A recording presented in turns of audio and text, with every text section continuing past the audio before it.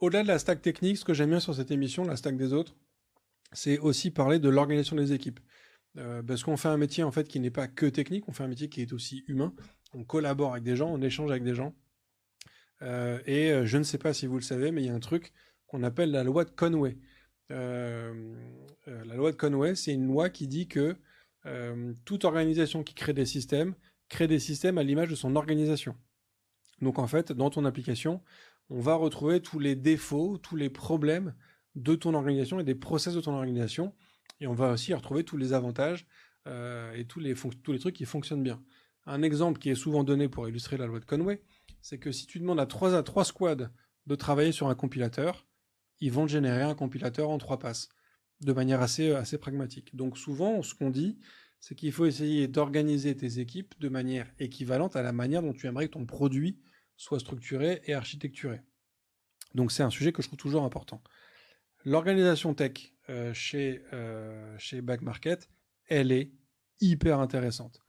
Ils sont organisés en fait en ce qu'on appelle en impact team. Et ils le font extrêmement bien. Et je trouve ça hyper intéressant. La logique, c'est de dire, on constitue une squad qui est la plus variée en termes de compétences. Donc on fait en sorte d'avoir des développeurs front, des développeurs back, des gens côté data, des gens côté produit, des gens côté UX, des gens côté UI. Donc avoir une équipe qui soit vraiment la plus complète possible en compétences, mais qui soit la plus restreinte possible aussi. C'est-à-dire qu'on considère qu'une squad, c'est entre 5 personnes alors la théorie dit qu'on peut monter jusqu'à 9. En général, en pratique, ce qu'on voit, c'est que à partir de 7-8, ça commence déjà un peu à tout sauter. Un bon chiffre, c'est effectivement 6-7 personnes. Et donc la logique de cette organisation en impact team, c'est que c'est une organisation en fait où on ne dit pas à l'équipe quoi faire. On s'assure juste qu'elle travaille sur le bon problème. On a une squad qui va être par exemple dédiée au sujet de fraude. Et on leur dit, en fait, aujourd'hui, nous, on a, je sais pas, 30 000 euros de fraude par an qui partent chaque année à cause de la fraude. On perd 30 000 euros par an. Ton objectif, c'est de faire en sorte, l'objectif de l'équipe, c'est de faire en sorte que l'année prochaine, on soit descendu à 20 000 euros. Vous faites ce que vous voulez. Vous bossez comme vous voulez. Vous organisez comme vous voulez. Vous bossez sur les projets que vous voulez. Vous imaginez tout ce que vous avez envie d'imaginer. Votre objectif, il est juste là. C'est qu'à la fin de l'année, on soit passé de 30 000 à 20 000 euros. Faites ce que vous voulez. Et donc, l'objectif de l'organisation, de la direction, du management, c'est de s'assurer que la squad en question ait les compétences pour travailler sur le sujet, les moyens pour travailler sur le sujet, et les connaissances pour travailler sur le sujet, et surtout de s'assurer qu'ils travaillent sur le bon sujet. Après, qu'est-ce qu'ils décident de faire? En fait, régulièrement, on fait des checks et on regarde, ok, vous en êtes où sur votre indicateur? Là, a priori, si on regarde la tendance, à la fin de l'année, on va être à 40 000 euros de perte. Donc, il faut revoir la manière dont vous travaillez.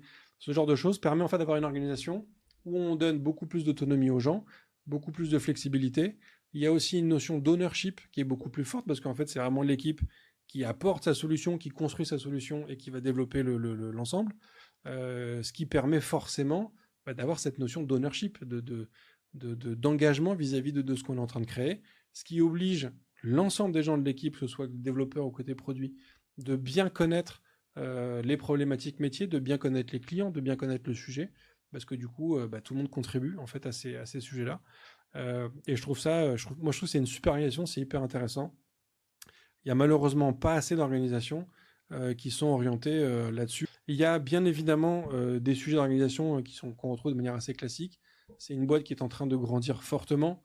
Donc il y a des sujets de croissance, de scaling d'équipe qui sont toujours des sujets intéressants. Il y a quelques trucs qui sont passés là-dessus autour de Back Market. J'imagine qu'il y a forcément des sujets d'aide technique.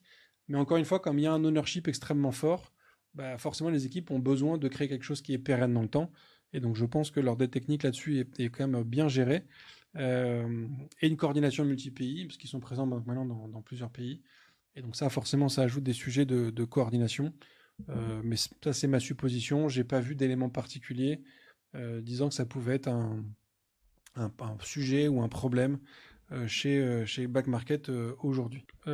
Pour revenir maintenant, pour creuser un peu sur les contraintes techniques qui peuvent être présentes sur une marketplace comme Back Market.